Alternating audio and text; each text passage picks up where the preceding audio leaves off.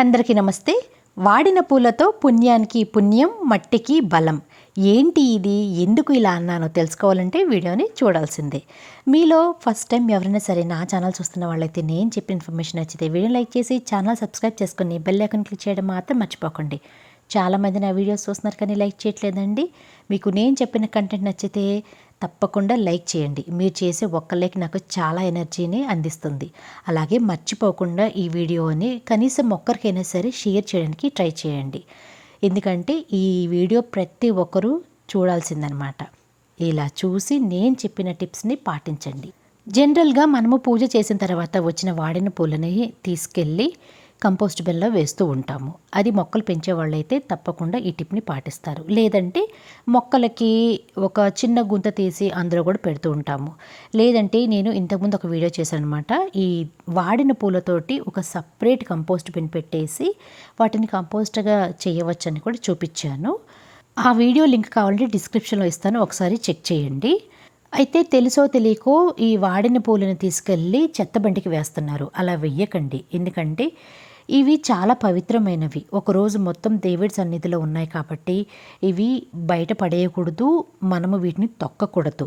అందుకని వీటిని వీలైనంత వరకు మన ఇంట్లోనే ఏదో ఒక విధంగా మొక్కలకి ఇవ్వడానికి ట్రై చేయాలి. నేను అందుకని ఈ వీడియో చేస్తున్నాను.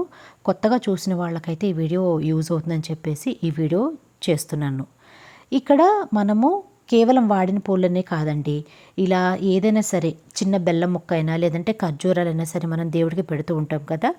వాటిని ఒక్కోసారి మనము నెక్స్ట్ తీయడానికి కుదురుతుంది, ఒక్కోసారి కుదరకపోవచ్చు. అలాంటివి కూడా మనం బయట పడాల్సిన అవసరం లేదు. ప్రతి ఒక్క మనం దేవుడికి పెట్టే పదార్థాలన్నింటినీ మనం కంపోస్ట్ బిన్లో వేసుకోవచ్చు. ఇలా కొబ్బరి పీచుతో సహా ప్రతిదీ కూడా మీరు బయట పడేయకండి. కాకపోతే ప్లాస్టిక్ మాత్రం వెయ్యకండి. వీలైనంత వరకు ప్లాస్టిక్ని అసలుకి యూస్ చేయకండి. ఇక్కడ నేను ఆ వాడిన పూలతోటి మల్లె మొక్కలకి ఎలా ఇస్తానో చూపిస్తాను. జనరల్గా సమ్మర్ సీజన్ వచ్చిందంటే చాలు మట్టి చాలా డ్రైగా అయిపోతుంది. నేను ముందు రోజు మొక్కలకి వాటర్ ఇవ్వలేదండి, ఎందుకంటే మస్టర్డ్ కేక్ లిక్విడ్ ఫర్టిలైజర్ ఇచ్చానమాట. అది ఇచ్చిన తర్వాత ఒకరోజు గ్యాప్ ఇచ్చాను, మళ్ళీ ఈ రోజు వాటర్ ఇస్తున్నాను. అందుకని సాయిల్ అనేది కొంచెం డ్రై అయిపోయింది. మనకి ఒక్కోసారి వాటర్ ఇవ్వడానికి కుదురుతుంది, ఒక్కోసారి కుదరకపోవచ్చు. అలా ఉన్నప్పుడు ఏం చేయాలంటే ఇలా ఎండిపోయిన ఆకులతో అయినా లేదంటే కొబ్బరి పీచు అయినా లేదంటే ఇంకా చాలా మెథడ్స్ ఉన్నాయన్నమాట మల్చింగ్ అనేది. వాటిని మనం యూస్ చేస్తే ఈ ప్రాబ్లం నుంచి మనం చక్కగా బయటపడవచ్చు. అయితే మల్చింగ్ చేసే ముందుగా ఇలా ఏదైనా సరే గడ్డి అయినా లేదంటే వేరే మొక్కలు పెరుగుతూ ఉంటాయి కదా, ఆ మొక్కలైనా సరే పెరగనివ్వకుండా మనం కంట్రోల్ చేయాలి. సమ్మర్ సీజన్లో ముఖ్యంగా కుండీలలో ఇలా మొక్కలు పెంచుకునే వాళ్ళైతే మెయిన్ మొక్క మీద కాన్సన్ట్రేట్ చేయండి. మిగతా మొక్కల్ని కూడా పట్టించుకోకండి, వాటిని వీలైనంత వరకు తీసేయండి. ఈ వాడిన పూలని మొక్కలకి ఇచ్చే ముందుగా ఇలా సాయిల్ అనేది కంపల్సరీగా లూజ్ చేయాలి. ఎందుకు చేయాలంటే ఇలా చేయడం వల్ల మట్టి అనేది లూజ్గా ఉండడంతో పాటుగా మనం ఇచ్చిన ఫర్టిలైజర్స్ అయినా వాటర్ అయినా సరే రూట్స్ వరకు చక్కగా రీచ్ అవుతాయి. వాటికి ఫంగస్ రిలేటెడ్ ప్రాబ్లమ్స్ నుంచి కూడా చక్కగా బయటపడుతుంది. కొబ్బరి పీచు అనేది వాటర్ అనేది ఎక్కువసేపు ఉండేలా చూసుకుంటుందన్నమాట. ఈ సమ్మర్ సీజన్లో ప్రతి ఒక్క మొక్కకి మీ దగ్గర వేరే పదార్థాలు ఏమీ లేకపోయినా సరే అట్లీస్ట్ కొబ్బరి పీచుతో అయినా సరే మల్చింగ్ చేయడానికి ట్రై చేయండి. ఇలా మల్చింగ్ చేయడం వల్ల ఎటువంటి లాభాలు ఉన్నాయంటే మట్టి అనేది వేడవ్వకుండా ఉంటుంది. మట్టిలో ఉండే సూక్ష్మజీవులు అంటే ఎర్త్ వర్మ్స్ అయినా లేదంటే గుడ్ బ్యాక్టీరియా అయినా సరే చనిపోకుండా ఇది కాపాడుతుంది. ఈ బెల్లం ముక్క కూడా నేను బయటపడేయట్లేదండి, మీరే చూడండి. చిన్న ముక్కగా ఇలా మట్టిలో గుచ్చేసాను అనమాట. మరి చీమలు వస్తాయి కదండి, డౌట్ ఉంటుంది కదా. ఏం కాదండి, పెద్దగా ఇబ్బంది ఏం లేదు, త్వరగా డీకంపోజ్ అయిపోతుంది. అయితే సమ్మర్ సీజన్లో మనము చాలా ఫేస్ చేసే ప్రాబ్లం ఏంటంటే చీమలు, నల్ల చీమలైనా ఎర్ర చీమలైనా సరే ఎక్కువగా మొక్కలపైన అటాక్ చేస్తూ ఉంటాయి. ఆ ప్రాబ్లం నుంచి బయటపడాలంటే మనము చాలా చిట్కాలు పాటించవచ్చు.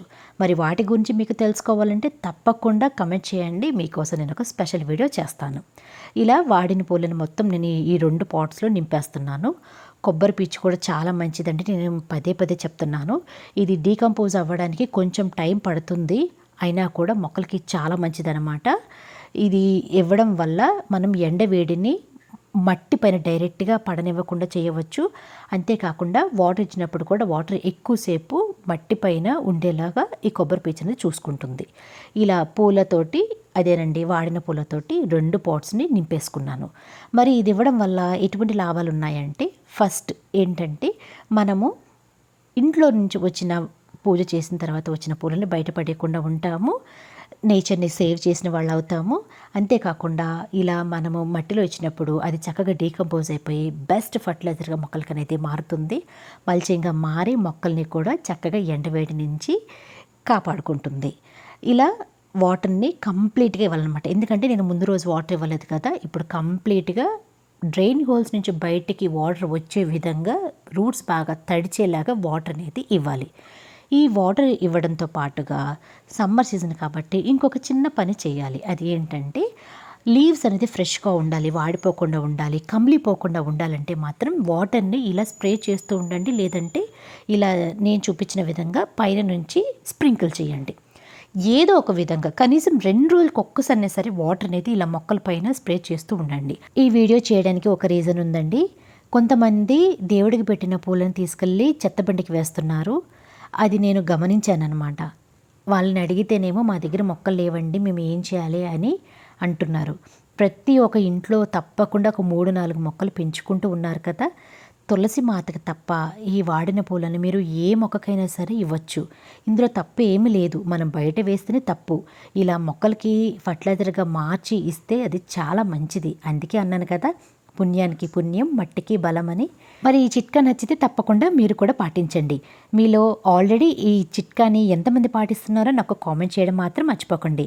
వీడియోని నలుగురికి రీచ్ అవ్వాలంటే తప్పకుండా లైక్ చేయండి. అలా చేయడం వల్ల చాలామందికి వీడియో అనేది రీచ్ అవుతుంది. నెక్స్ట్ వీడియోలో మళ్ళీ కలుద్దాం. అంతవరకు బాయ్.